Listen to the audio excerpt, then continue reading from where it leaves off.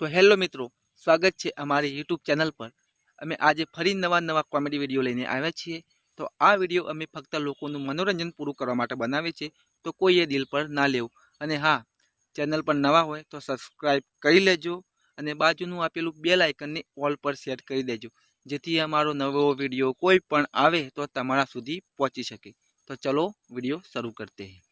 तो गाइस ये बाल आपने कभी नहीं देखे। नहीं, हमने तो नहीं देखा बाल। ये तो हमारे सर पर घास है, घास। ये जो कितनी बड़ी हो गई है घास, इसके सर पे भी घास है। तो गाइस ये है वाइट कलर, आपने तो कभी देखा नहीं होगा। हाँ, हमने तो कभी नहीं देखा। ये तो लाल कलर का बछड़ा है, लाल कलर का। सो गाइस ये है फेसबुक, आपने तो कभी देखा नहीं होगा। नहीं, हमने तो नहीं देखा। ये फेसबुक क्या है? हम तो सब टिकटॉक में वीडियो बनाते हैं, फेसबुक में भी वीडियो बनता है।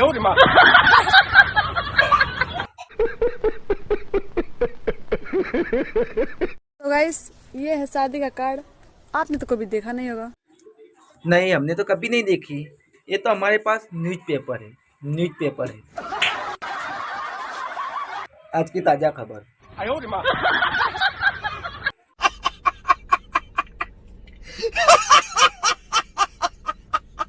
सो गाइस ये है गिलास, आपने तो कभी देखा नहीं होगा।